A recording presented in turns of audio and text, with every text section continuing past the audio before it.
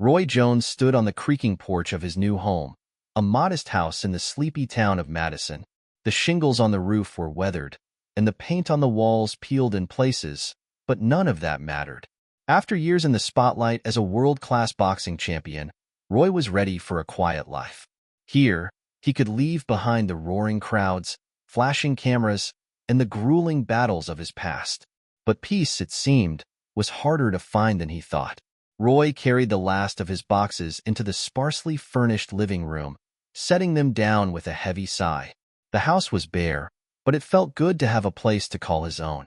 Madison was a far cry from the bustling cities he had known, and that was precisely why he chose it. Yet, as he settled in, he couldn't ignore the subtle tension that hung in the air. Neighbors greeted him politely enough. A middle-aged couple from across the street even brought him a casserole, but their smiles were stiff, their eyes cautious. At the grocery store, the cashier offered him a polite but distant nod, her gaze lingering just a moment too long. Roy was no stranger to judgment. Madison was predominantly white, and he, a black man with a towering frame and a past that radiated confidence, stood out. One evening, while unpacking, Roy heard the shuffle of footsteps on the gravel outside. Turning, he saw an elderly man approaching, leaning heavily on a cane. "Evening," the man greeted, his voice gravelly but kind. "You're the new fella in town, aren't you?" "That's me," Roy replied, offering a firm handshake. "I'm Mr. Grayson," the old man said, glancing nervously over his shoulder before continuing. "Listen, you seem like a good man, so I'll give you some advice. Watch out for a group around here. They call themselves the Bone Riders. Bikers. Loud, mean, and don't take kindly to strangers, especially not." He trailed off, his meaning clear. Roy nodded slowly. "Thanks for the warning," he said, "but I'm not the kind of man who scares easily." Grayson gave a weak smile. "I figured as much. Just be careful. They've been running this town for years, and no one's been able to stand up to them." That night, Roy sat on his porch, staring into the darkness. In the distance, the low rumble of motorcycle engines broke the stillness. Trouble, it seemed, wasn't far off. The next morning, Roy strolled to the local diner for breakfast. As he passed the gas station, he spotted them. A group of bikers clad in leather, their jackets adorned with skull patches. They were loud, their laughter echoing across the street. One of them, a hulking man with a sneer plastered across his face, locked eyes with Roy. He elbowed one of his companions, and the two exchanged mocking glances. Roy ignored them and continued on his way, but the encounter left a bitter taste in his mouth. At the diner, the waitress, a young woman named Lisa, poured his coffee with a nervous smile. "You're the new guy, right?" "That's me, Roy Jones." Her eyes darted to the window, where the bikers were now loitering outside. "Be careful around those guys," she whispered. "They don't like outsiders." "Especially not," she hesitated, lowering her voice further. "Not people like you." Roy leaned back in his chair, his gaze steady. "I've dealt with worse." Lisa frowned but didn't press further. "Just watch yourself, okay?" That afternoon, as Roy walked home with a bag of groceries, he noticed a commotion near the corner market. A group of Bone Riders had parked their motorcycles outside, their laughter and jeers dominating the street. An elderly black woman struggled with her grocery bags, her hands trembling as one of the bikers leaned over her. "What are you doing here, Granny?" he sneered. "Shouldn't you be in some jungle somewhere?" The others roared with laughter. Roy felt a surge of anger, but forced himself to stay calm. Acting impulsively could escalate things quickly. "Let me help you with that," the biker mocked, snatching one of her bags and dumping its contents onto the pavement. Roy crossed the street, his steps deliberate. His imposing figure immediately drew their attention. "And who the hell are you supposed to be?" the tall biker snarled. "Another one of them?" Roy stopped a few feet away, his voice calm but firm. "Leave her alone." The biker smirked. "Fat boy here thinks he's a hero. You gonna stop me?" Roy's expression didn't waver. "If I have to." For a moment, the tension crackled like static in the air. Then, the biker's sneer faltered. Behind Roy's steady gaze was a confidence that unsettled him. One of the other bikers called out, Let it go, Rick. Not worth it. With a growl, Rick stepped back, shoving the bag toward the woman. You got lucky, fat boy, he spat. Next time, you won't. As the bikers roared away, Roy bent down to help the elderly woman gather her spilled groceries. You okay? Her voice trembled as she nodded. Thank you. Roy watched the retreating motorcycles, his fists still clenched. He hadn't come to Madison looking for trouble, but trouble had found him. And Roy Jones wasn't a man to back down. The following morning, Roy stood on his porch, sipping coffee as the first light of dawn broke over Madison. The cool air carried the faint sound of distant motorcycles, a reminder of the confrontation at the market. Though the bikers had left him alone for now, Roy knew better than to assume they'd moved on. Bullies like the Bone Riders didn't forget humiliation. They craved revenge.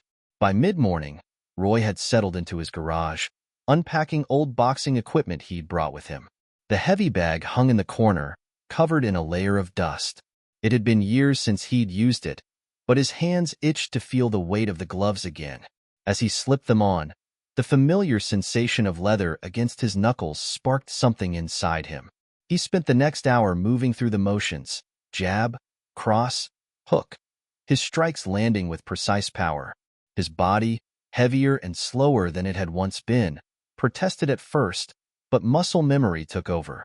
For a moment, he was the Roy Jones of old, the world-class fighter who had dominated the light heavyweight division. But the past couldn't prepare him for what came next. That afternoon, Roy took a walk into town. Madison's streets were quiet, the small shops and diners casting long shadows in the autumn sun. He stopped by the diner for a late lunch, where Lisa greeted him with a cautious smile. Glad to see you're still in one piece, she said, placing a plate of fried chicken and mashed potatoes in front of him. Roy chuckled. You sound surprised. I just know how those guys operate, she said, lowering her voice. The Bone Riders don't let things go. You embarrassed them yesterday. That's not something Rick and his crew will take lightly. Roy met her gaze, his expression calm. I'm not worried about them. Lisa sighed, leaning closer. You should be. They've been running this town for years, and no one's ever dared stand up to them. They're dangerous, Roy. You can't fight them alone. I've been fighting my whole life, Roy said simply, his tone steady. I know how to handle men like them. Before Lisa could reply, the bell above the diner door jingled. Roy turned to see Mr. Grayson shuffle inside, his cane tapping against the floor. He spotted Roy and approached, his face lined with concern. Mr. Jones, he said quietly, glancing around the room. I need to talk to you. Roy gestured for him to sit, and the old man lowered himself into the booth across from him. They're planning something, Grayson said in a hushed tone. I overheard some of their boys talking near the gas station. Rick's not letting this go. He's gathering more men. Says he's gonna teach you a lesson you won't forget. Roy set down his fork, his jaw tightening. Did they say when? Grayson shook his head. Soon, I reckon. You should leave town while you still can. Roy leaned back in his seat, his expression unreadable. This is my home now. I'm not going anywhere. Grayson sighed, his fingers tapping anxiously on the table. You're a brave man, but they're not just going to come for you. They'll go after anyone who stands with you. People are afraid, Roy. They won't help you. Roy looked out the window, his gaze fixed on the horizon. Then I'll handle it myself. That evening, as the sun dipped below the horizon, Roy prepared himself. He spent hours in the garage, shadowboxing and working the heavy bag until sweat dripped from his brow. His muscles ached, but the rhythm of his movements sharpened his focus. He had faced bigger opponents than Rick and his crew. This fight wasn't just about him. It was about the people of Madison, the town that had become his refuge. As he stepped out onto the porch, the cool night air brushing against his skin, Roy's mind replayed the advice he'd been given. Grayson had warned him to leave, and Lisa had begged him to be careful. But Roy wasn't the kind of man to run from a fight, especially when others depended on him. The distant roar of motorcycle engines broke the silence, growing louder with each passing second. Roy's fists clenched at his sides as he stepped off the porch, his sharp eyes scanning the darkness. A group of bikers emerged from the shadows, their headlights cutting through the night like predators stalking their prey. Rick was at the front, his sneer illuminated by the glow of the streetlights. He dismounted his bike and walked toward Roy, his movements slow and deliberate. "Well, look who it is," Rick drawled, his voice dripping with venom. "The big man thinks he owns this town now." Roy didn't respond, his stance relaxed but ready. Rick chuckled, gesturing to the men behind him. "You embarrassed me, old man. Made me look weak in front of my crew. That's a mistake you won't make twice." The bikers fanned out, forming a loose circle around Roy's yard. Some carried chains, others baseball bats. Rick reached into his pocket and pulled out a switchblade, the blade glinting in the dim light. "You've got two choices," Rick said, his tone cold. "Get in that truck of yours and leave town, or we bury you right here." Roy tilted his head slightly, his voice calm. "You talk too much." The smirk vanished from Rick's face. "Get him." The first biker lunged, swinging a chain toward Roy's head. With lightning-fast reflexes, Roy stepped to the side, catching the chain and yanking it hard. The biker stumbled forward, and Roy delivered a quick jab to his ribs, dropping him to the ground. Another rushed at him with a bat, but Roy ducked under the swing and drove his shoulder into the man's chest, knocking him off balance.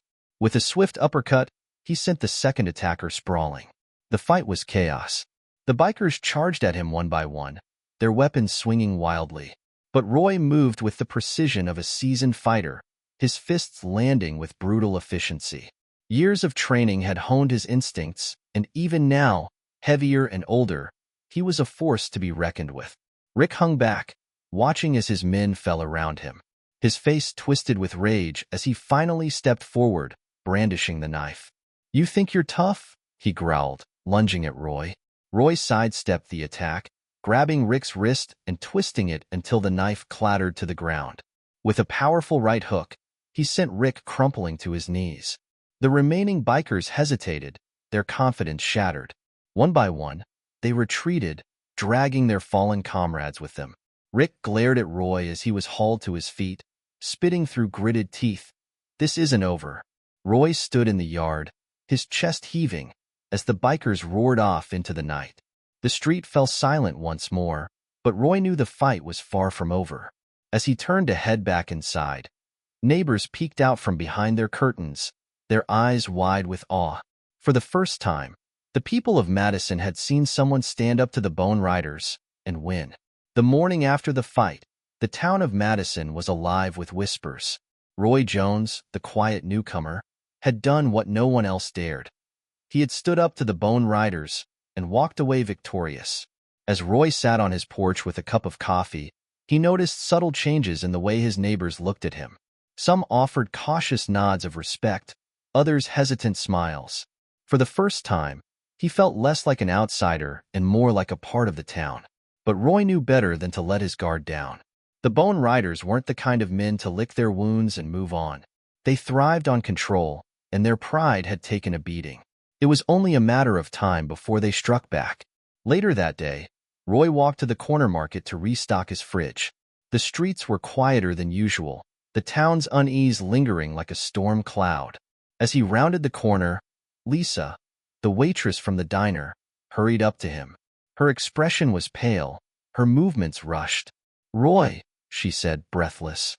"They're back." Roy stopped, his jaw tightening. "Where?" "The park," she said, wringing her hands. "Rick and his crew are down by the basketball court. They've got some of the neighborhood kids cornered. They're yelling, revving their bikes, scaring the hell out of them. People are too afraid to step in." Roy's heart sank, but his expression remained calm. "Are the kids hurt?" "Not yet," Lisa replied, her voice trembling. "But it's only a matter of time." Roy nodded, his resolve hardening. "I'll handle it." "Roy, wait," Lisa said, grabbing his arm. "You can't just go in there alone. They'll be ready for you this time." Roy gave her a small, reassuring smile. "I've never walked away from a fight, Lisa. I'm not starting now." The rumble of motorcycles grew louder as Roy approached the park. The basketball court came into view, and there they were, 12 bikers, including Rick, who stood at the center of the group. A handful of local kids were huddled near the edge of the court, their faces pale with fear. Rick's mocking voice rang out. "What's the matter, kid? You scared? Why don't you show us how tough you are? One of the boys, barely a teenager, shook his head, his entire body trembling. Another biker revved his engine, the deafening roar making the kids flinch.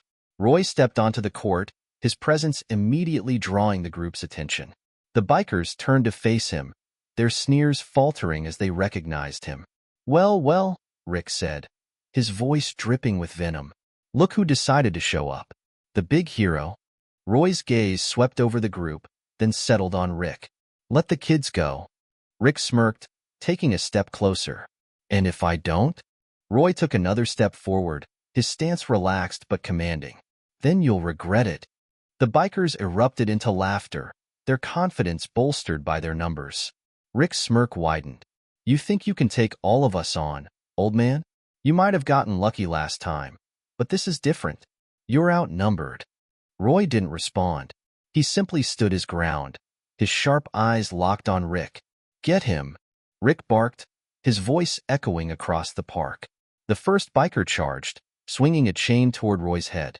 With fluid precision, Roy sidestepped the attack, grabbing the chain and yanking it hard. The biker stumbled forward, and Roy delivered a crushing hook to his jaw, sending him sprawling to the ground. Another rushed at him with a crowbar, but Roy ducked under the swing and drove his fist into the man's ribs, following it with an uppercut that left him gasping for air. The remaining bikers hesitated, exchanging uneasy glances. Their confidence wavered, but Rick snarled, stepping forward to rally them. Cowards, he yelled. Get in there. Two more bikers lunged at Roy together. One swung a bat while the other aimed for his midsection. Roy moved like a man half his age, dodging the bat and blocking the second attack with his forearm. He countered with a sharp jab, then a devastating left hook, dropping both men in quick succession. Rick growled in frustration and pulled a knife from his belt. Enough of this, he snarled, lunging at Roy. The blade gleamed in the sunlight, but Roy's movements were calm and calculated. He sidestepped the attack, grabbing Rick's wrist and twisting it until the knife fell to the ground. Before Rick could react, Roy delivered a powerful right cross to his ribs, followed by a clean uppercut to his jaw. Rick crumpled to the ground, groaning in pain. The rest of the bikers froze, their bravado completely shattered.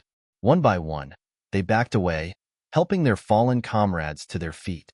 Rick struggled to stand, his face twisted with humiliation and fury. This isn't over, he spat, clutching his ribs. You'll pay for this. Roy's gaze didn't waver. If you come back, I'll be ready. The bikers retreated, their engines roaring as they sped away. The park fell silent, the tension dissipating like smoke. Roy turned to the kids, who stared at him with wide eyes, a mixture of awe and relief on their faces. You're safe now, he said gently. Go home. Tell your parents what happened. The kids nodded and quickly dispersed, their small footsteps echoing as they ran. As Roy walked back home, the setting sun painted the sky in hues of orange and red. He could feel the weight of the town's fear and admiration pressing down on him. This fight wasn't over, but for now, Madison was safe. When he arrived at his house, he noticed several neighbors standing on their porches. Some nodded in respect, others offered quiet words of thanks. The community, once paralyzed by fear, was beginning to find its courage. Roy sat on his porch that night, his body aching but his spirit unyielding. He wasn't just fighting for himself anymore. He was fighting for Madison, for the people who had been too scared for too long. As the first stars appeared in the sky, Roy knew one thing for certain. The Bone Riders would return. They would come back stronger, angrier, and more desperate than ever. But Roy Jones was ready. The Bone Riders' retreat from the park had given Madison a brief sense of peace, but Roy Jones knew better than to celebrate. The bikers weren't finished, and their leader, Rick, wouldn't let the humiliation at the park go unanswered. Roy could feel the storm brewing. It was no longer a question of if they'd return. It was a matter of when. The next morning, the town seemed quieter than usual. Roy woke early, his muscles stiff but his mind sharp. As he sipped his coffee, the sound of children playing and dogs barking filtered through the crisp air. It was the kind of morning that could trick someone into thinking everything was normal. But Roy wasn't fooled. Around mid-morning, there was a knock at his door. Roy opened it to find Mr. Grayson standing on the porch, leaning heavily on his cane. The old man's face was etched with worry. "They're not done, Roy," Grayson said, his voice low. "Word's going around town. They're planning something big. I heard they've called in reinforcements. Bikers from out of town." Roy nodded, his expression calm. "How many?" Grayson hesitated. "Dozens, maybe more. Rick's madder than I've ever seen him. He's not just coming for you this time. He's coming to make a statement, to show everyone in Madison what happens when someone stands up to them." Roy let the weight of the warning sink in. "Thanks for letting me know." Grayson reached out, gripping Roy's arm with surprising strength. "You can't face them alone, Roy. You've done more for this town than anyone ever has. But this isn't just a fight. It's a war." Roy gave him a small, reassuring smile. "I've been through wars before, Mr. Grayson. I'll handle it." The old man shook his head but didn't argue. "Just be careful. You've got more people rooting for you than you think." By midday, word of the impending showdown had spread. Roy could feel the weight of the town's collective fear pressing down on him as he walked through the streets. Neighbors who once avoided his gaze now nodded in quiet solidarity, their faces a mix of gratitude and unease. Lisa caught up to him as he passed the diner, her face pale and her voice trembling. "Roy, people are saying Rick's bringing in bikers from all over. They're going to outnumber you." "I know," Roy replied simply. "You can't do this alone," she insisted. "What if?" Roy stopped, turning to face her. His gaze was steady, his voice calm but firm. "Lisa, if I don't stand up to them, who will?" She bit her lip, her eyes glistening with unshed tears. "You shouldn't have to fight this fight by yourself." Roy placed a hand on her shoulder. "I'm not fighting just for me. I'm fighting for this town. For you. For the kids who shouldn't have to be afraid to play outside." Lisa nodded, her throat tightening. "Just promise me you'll be careful." "I will," he said, though the weight of his promise was heavier than he let on. That evening, Roy prepared himself. He moved through his house with deliberate precision, checking locks, clearing space, and ensuring he had a clear view of the street. In the garage, he laced up his old boxing gloves, the leather worn but still sturdy. His movements were methodical as he shadowboxed, every punch and pivot a reminder of the man he used to be and the fighter he still was. As the sun dipped below the horizon, Roy stepped out onto his porch. The cool night air carried an eerie stillness, as if the town itself was holding its breath. In the distance, the low rumble of engines began to grow louder, a menacing symphony that sent a chill down Roy's spine. They were coming. The first headlights appeared over the hill, followed by a sea of them. Roy counted at least 30 bikes as they roared into the street, their engines echoing through the neighborhood. The Bone Riders weren't alone this time. Rick had brought reinforcements. The bikers dismounted, spreading out across Roy's yard. They carried chains, bats, and knives, their postures radiating hostility. Rick stepped forward, flanked by 2 burly men who looked like professional enforcers. His face was twisted with rage, a bruise still visible from their last encounter. "Well, look who's ready for round 2, Rick sneered, his voice loud enough to carry through the street. "You think you're tough, old man? Let's see how tough you are when it's 30 against 1. Roy stepped down from the porch, his movements slow and deliberate. His calm demeanor only seemed to enrage Rick further. "This isn't about me, Rick," Roy said, his voice steady. "This is about you. About your need to control people through fear. But not tonight. Not here." Rick's smirk twisted into a snarl. "You talk too much. Get him." The first wave of bikers charged, their weapons gleaming in the moonlight. Roy moved with practiced precision, ducking a swing from a chain and delivering a powerful jab to the attacker's ribs. Another lunged at him with a bat, but Roy sidestepped, catching the man with a hook that sent him sprawling. The fight was chaos. Roy's fists moved like pistons, every punch calculated and devastating. He ducked, weaved, and countered with the grace of a champion, his years of experience shining through. The bikers, relying on brute force and numbers, were no match for his discipline and skill. But the sheer volume of attackers began to wear on him. Roy's breaths came heavier, his punches slower. Still, He refused to back down, his resolve unshaken. Rick hung back, watching as his men fell one by one. When it became clear they couldn't handle Roy, he stepped forward, pulling a crowbar from his belt.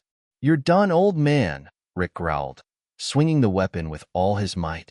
Roy dodged the first swing, but the second grazed his shoulder, sending a sharp jolt of pain down his arm.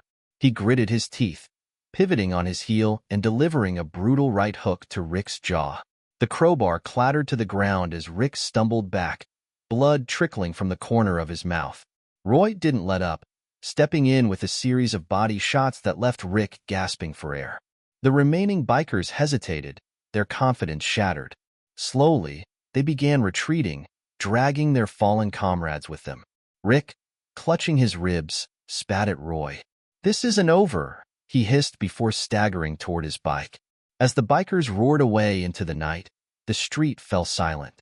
Roy stood in the yard, his chest heaving, as neighbors emerged from their homes, their faces a mix of awe and relief. "You did it," one man said, his voice trembling. "No," Roy replied, his gaze fixed on the horizon. "We did it." For the first time, the town of Madison stood united, no longer paralyzed by fear. But Roy knew the Bone Riders would return, and when they did, he'd be ready. The days following the showdown in Roy's yard were marked by an unusual quiet in Madison. The Bone Riders had been driven off, their confidence shattered, but Roy knew the calm was deceptive. Men like Rick didn't give up. They regrouped, planned, and struck harder. Still, the air in Madison felt different. For the first time in years, people began to walk the streets with their heads held a little higher.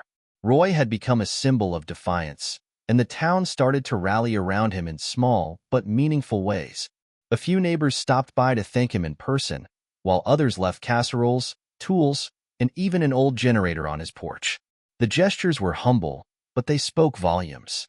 Madison was beginning to find its backbone. One morning, as Roy jogged through the park, his steps slower but deliberate, he spotted Lisa sitting on a bench near the playground. She waved him over, her face lit with a tentative smile. "You're becoming a local hero, you know," she said as Roy sat beside her. Roy chuckled, wiping sweat from his brow. "I didn't come here to be a hero. I just wanted peace." "Well, you've got more people believing in you than ever," Lisa replied. "But that peace you're looking for? It's not coming until you finish this." Roy sighed, his gaze fixed on the horizon. "I know. Rick's not done. I've dealt with men like him before. Bullies don't quit until they're beaten for good."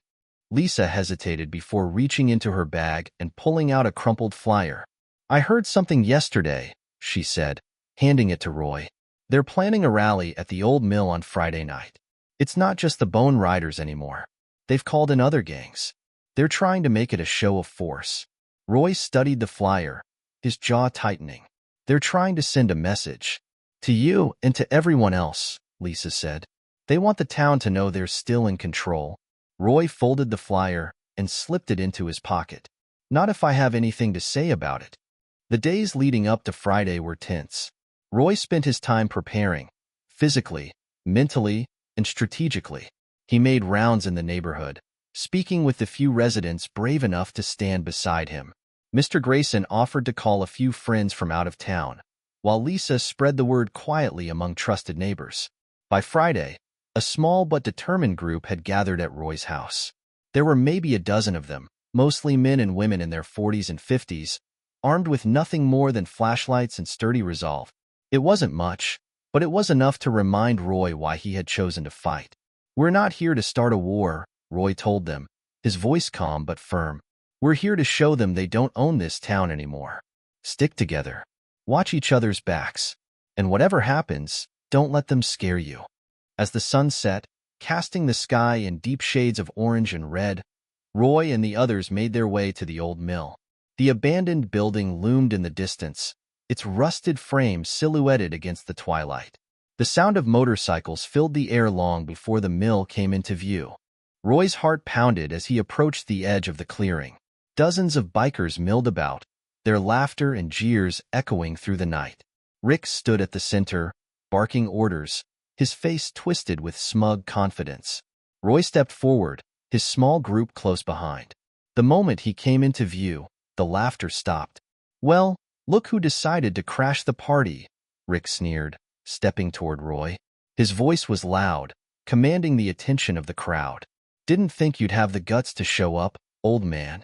Roy's gaze swept over the assembled bikers. There were more of them than he'd expected, at least 40, maybe 50, but he didn't flinch. He met Rick's sneer with a steady stare. "I'm here to tell you this ends tonight," Roy said, his voice carrying through the clearing. "You don't own this town anymore, Rick. The people of Madison aren't afraid of you." Rick laughed, the sound harsh and mocking. "You think these people are going to back you up? Look at them. A bunch of nobodies with flashlights. They're not fighters. They're sheep." "Maybe," Roy replied, "but even sheep fight back when the wolf comes for them." The tension in the air was thick. Rick's smirk faltered, and for a brief moment, uncertainty flickered in his eyes. Then he barked, "Get him!" The bikers surged forward, but this time, Roy wasn't alone. The fight that followed was chaos. Roy moved with the precision of a seasoned fighter, ducking and weaving as chains and bats swung through the air. His fists landed with devastating force, each punch calculated and deliberate. Around him, the townspeople fought with improvised weapons, wooden planks, garden tools, anything they could find. Lisa swung a broomstick, catching a biker in the stomach. Mr. Grayson, despite his age, used his cane to trip another. The bikers, used to intimidating unarmed civilians, were caught off guard by the sheer determination of the group. Still, the numbers were overwhelming. Roy found himself cornered by 3 bikers, one swinging a bat while the others closed in with chains. He ducked the bat, delivered a quick jab to the nearest attacker, and sidestepped just in time to avoid a chain that whistled past his head. From the corner of his eye, he saw Rick watching, a cruel smile on his face as his men swarmed Roy. "You're done, Jones," Rick shouted, pulling a knife from his belt. Rick charged, but Roy was ready. He caught Rick's wrist mid-swing, twisting it hard until the knife clattered to the ground. With a powerful uppercut, Roy sent Rick sprawling to the dirt. The sight of their leader down sent shockwaves through the bikers. One by one, they hesitated, their attacks losing steam. Roy stood tall, blood dripping from a cut above his eye, but his stance unyielding. "Enough!" he roared, his voice cutting through the noise. "It's over." The bikers froze, their gazes darting between Rick and Roy. Slowly, they began retreating, dragging their fallen comrades with them. Rick, still clutching his ribs, glared at Roy as he was hauled to his feet. "This isn't over," Rick spat. "Yes, it is," Roy said, his voice steady. "If you come back, you'll get the same thing every time." As the bikers roared away into the night, the clearing fell silent. Roy turned to his group, their faces bruised and tired but alive with a newfound sense of pride.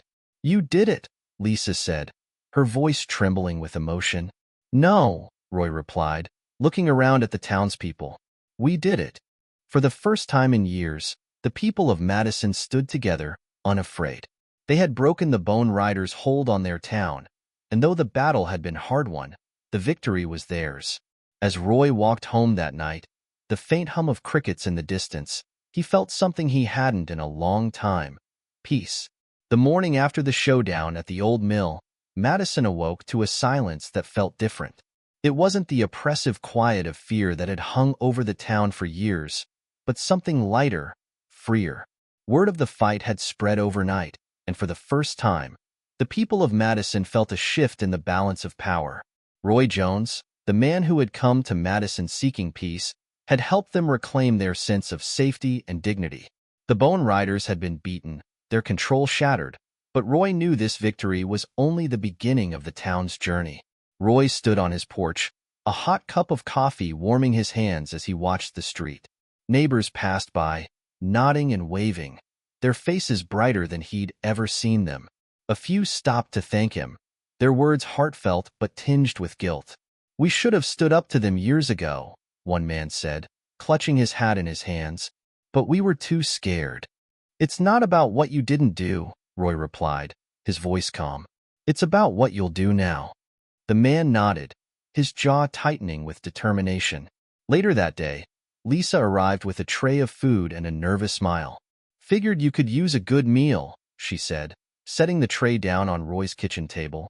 "Thanks," Roy said, pulling out a chair for her. As they ate, Lisa spoke softly, her voice carrying the weight of the town's gratitude.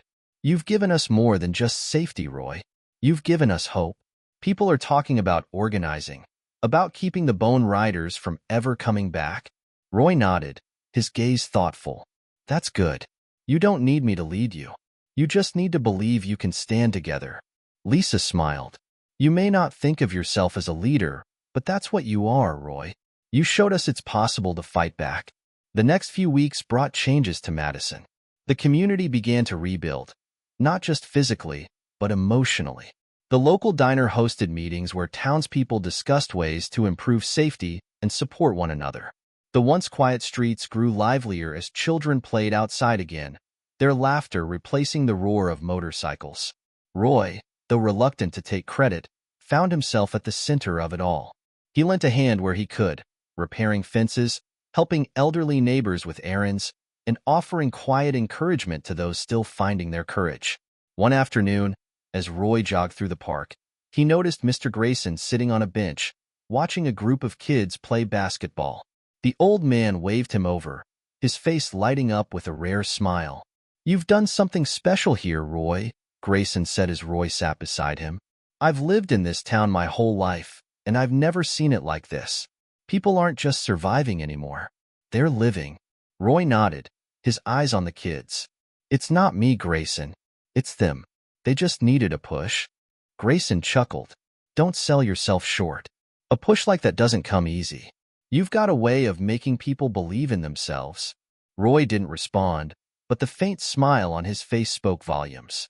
Though the Bone Riders had been driven out, their shadow still lingered. Roy kept his guard up, spending hours in his garage sharpening his skills. He knew Rick wasn't the kind of man to accept defeat quietly. But as the days turned into weeks, no sign of the bikers returned.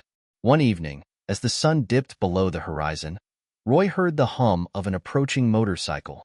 His body tensed as he stepped onto the porch, his fists instinctively clenching. A single rider pulled up to the curb, dismounted, and removed his helmet. It wasn't Rick. The man was younger, lean but muscular, with a face that carried no malice. "You Roy Jones?" the man asked, his voice steady. "That's me," Roy replied, his stance firm. "I'm not here to fight," the man said, holding up his hands. "Name's Nate. I used to run with the Bone Riders, but I left a long time ago. Heard about what you did." Roy narrowed his eyes, waiting for the man to explain. "Rick's not coming back," Nate said, stepping closer. "Word's out that he lost control of Madison. His crew's scattered, and the other gangs are staying clear of this place. You embarrassed him so bad he can't show his face around here anymore." Roy relaxed slightly, though he didn't drop his guard. "Why are you telling me this?" "Because I know what it's like to live under someone like Rick," Nate said. "And I know what it takes to stand up to a man like that. You did something incredible here, but if you ever need backup, you call me." He handed Roy a slip of paper with a number scribbled on it. Roy studied the number, then looked back at Nate. "Thanks." Nate nodded, climbed back onto his bike, and rode off into the fading light. That night, as Roy sat on his porch, he let himself relax for the first time in weeks. The street was quiet, the kind of quiet that felt safe rather than stifling. The stars above shimmered brightly, and the distant hum of crickets filled the air. He thought about everything that had happened since he'd arrived in Madison. The fights, the fear, and the resilience of the people who called this town home. He had come here looking for peace, and though it hadn't been easy, he'd found something better: purpose. The following weekend, the town gathered in the park for a celebration. There were tables of food, music playing from a makeshift stage, and laughter ringing out across the open space. Roy stood off to the side, watching as neighbors mingled and children played. Lisa approached, holding 2 plates of barbecue. "You gonna stand there all day, or are you gonna join us?" Roy chuckled, taking a plate. "Just taking it all in." Lisa smiled. "You deserve to enjoy this, Roy. You've earned it." As he sat down at a picnic table, surrounded by the people of Madison, Roy felt a sense of belonging he hadn't known in years. The town was stronger now, united in a way that couldn't be undone. And though the battles had been hard, Roy knew they'd been worth it. The Bone Riders were gone, but more importantly, Madison had found its courage. And in that courage, Roy Jones had found a home. Weeks turned into months, and Madison began to feel like a different town. The Bone Riders were gone, and with their absence, the people had reclaimed their lives. Children played freely in the streets, local businesses thrived, and the once fearful glances that had marked the town's character were replaced by genuine smiles. Roy Jones had become a quiet fixture in the community. He avoided the spotlight, preferring to help where he could, fixing fences, mentoring kids, and lending his strength when it was needed.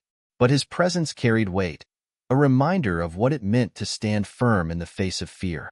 One crisp morning, Roy stood in his garage, his gloves laced up and his stance sharp as he worked the heavy bag. Each punch was deliberate, his movements fluid despite his age and heavier frame.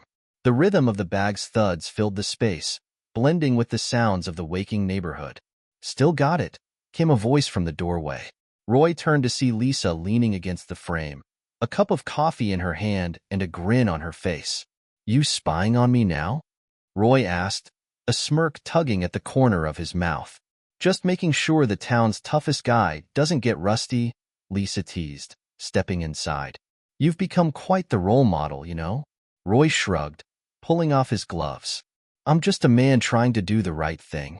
"Well, the kids at the park think you're more than that," Lisa said, her tone softening. "They're organizing a fundraiser for new sports equipment, and they want you to help. Thought maybe you could teach them a thing or two about boxing." Roy paused, then chuckled. "Guess I can't say no to that." The fundraiser was held at the basketball court where Roy had faced the Bone Riders months earlier. This time, the energy was joyful and buzzing with excitement. Tables lined the edges of the court, filled with baked goods, raffle prizes, and hand-painted signs that read, "Madison Strong," and "Thank you, Roy." Roy arrived in his usual quiet way, but the moment the kids saw him, they rushed over, pulling him toward a makeshift boxing ring they'd set up. "Show us a combo," one boy shouted, holding up a pair of oversized gloves. Roy laughed, slipping them on. "All right, but only if you promise to practice your footwork first. That's where the real power comes from." He spent the afternoon demonstrating basic techniques, his patience and encouragement drawing smiles and confidence from the kids. Parents watched from the sidelines, some clapping, others snapping pictures. As the sun dipped low, Lisa approached, handing Roy a bottle of water. "You've got quite the fan club," she said, nodding toward the crowd. "They've got potential," Roy replied, his gaze following the kids as they shadowboxed with exaggerated enthusiasm. "Maybe more than I ever did." Lisa smiled, her voice warm. "You've given them more than just skills, Roy. You've given them a reason to believe in themselves." That evening, as the fundraiser wound down, Mr. Grayson approached Roy with a weathered envelope in his hand. "I thought you should see this," Grayson said, his voice grave. Roy took the envelope, his brow furrowing as he pulled out a faded photograph. It was a picture of a younger Grayson standing beside a motorcycle, his arms slung around a man who looked suspiciously like a younger Rick. "Rick and I grew up here," Grayson said, his tone heavy with regret. "Back then, we weren't so different. But life took us down different paths." He turned to anger, and I just watched. I let it happen. Roy studied the photo, his expression unreadable. "When you stood up to him," Grayson continued, "you didn't just save this town. You reminded me of what I should have done a long time ago." Roy handed the photo back, his voice quiet. "It's never too late to do the right thing, Grayson." The old man nodded, a faint smile crossing his face. "Thanks to you, I think I've got a chance to make up for it." The next few months saw Madison grow stronger. The fundraiser was a success, and the kids of the town now had proper equipment and a safe place to play. The local diner expanded, adding a small community room where neighbors could gather. Even the corner market saw more foot traffic than it had in years. Roy continued to be a quiet but steady presence. He mentored kids at the park, taught self-defense classes at the community center, and made a point of supporting local businesses. His garage became a sort of unofficial training space, where anyone with the will to learn was welcome. One evening, As Roy sat on his porch watching the sunset, Lisa joined him, 2 mugs of coffee in hand. "Thought you might like some company," she said, handing him a mug. Roy nodded, taking a sip. The warmth of the coffee paired with the quiet of the evening was a simple but welcome comfort. "You ever think about what's next?" Lisa asked after a moment. Roy glanced at her. "What do you mean?" "For you," she said. "You've done so much for this town. But what about what you want?" Roy leaned back in his chair, his gaze fixed on the horizon. "I came here looking for peace," he said. "Thought I'd left the fighting behind. But maybe this is what peace looks like, fighting for something that matters." Lisa smiled softly. "I think you've found it, Roy. And I think you've given it to us, too." As the months turned into a year, the Bone Riders became nothing more than a memory. Madison thrived, its people united in a way they hadn't been in decades.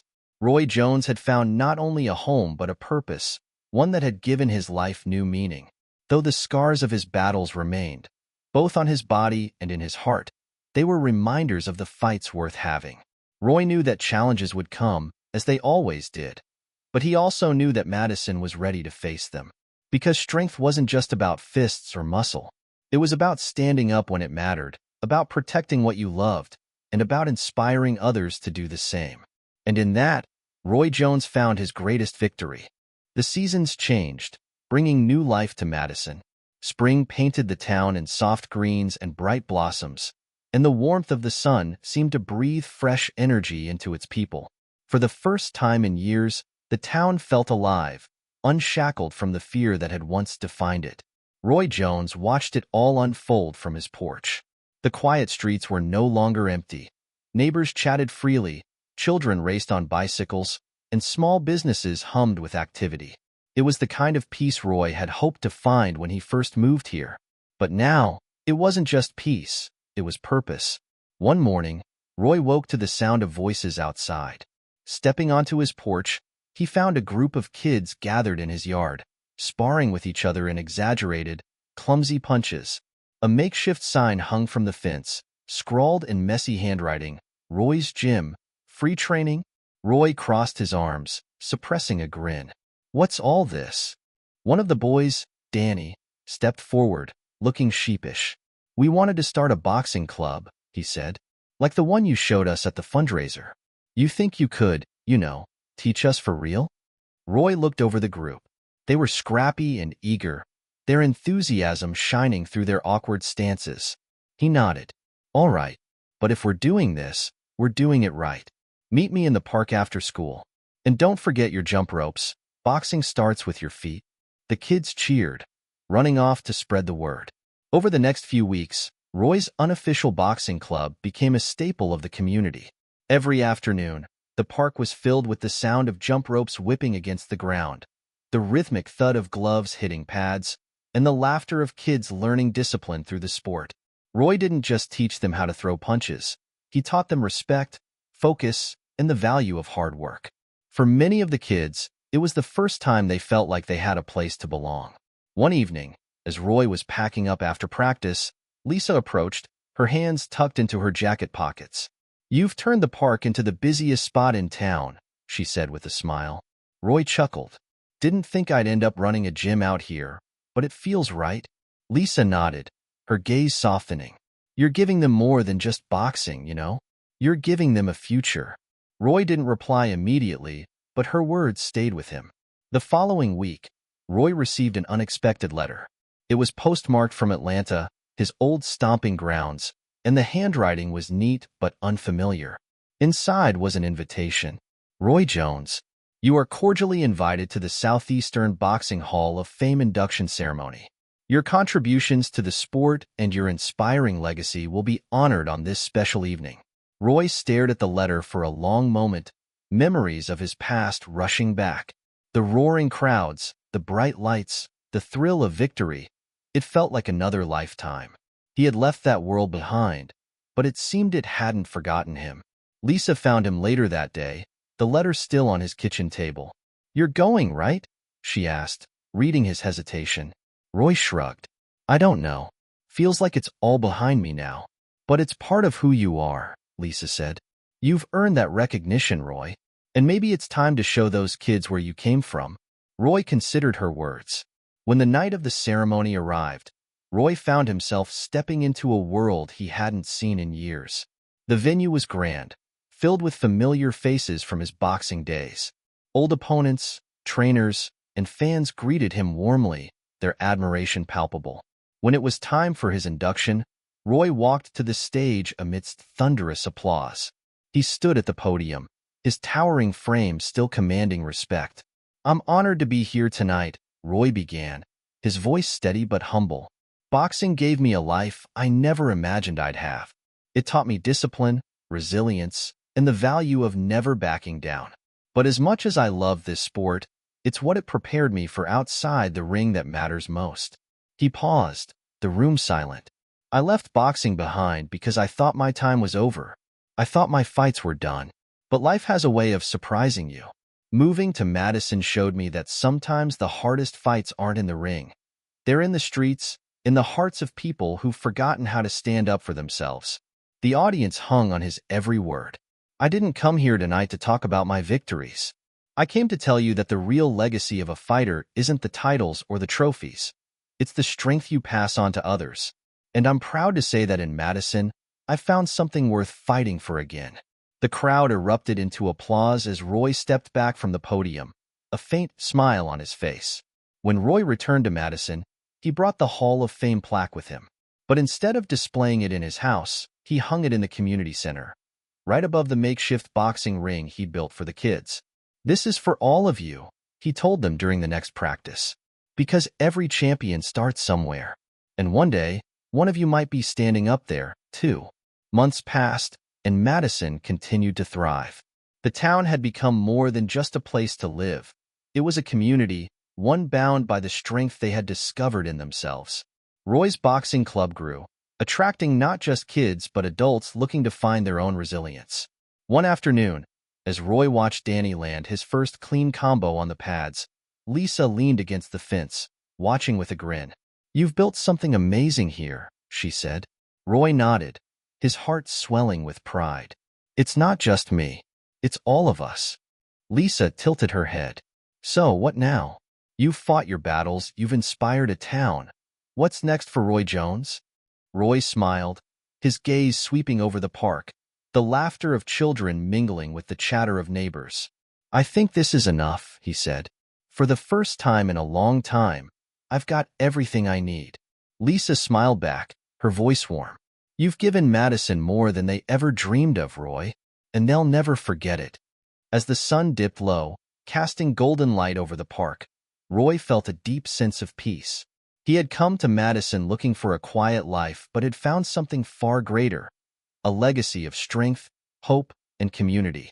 For Roy Jones, the fight was over, but the victory would last forever.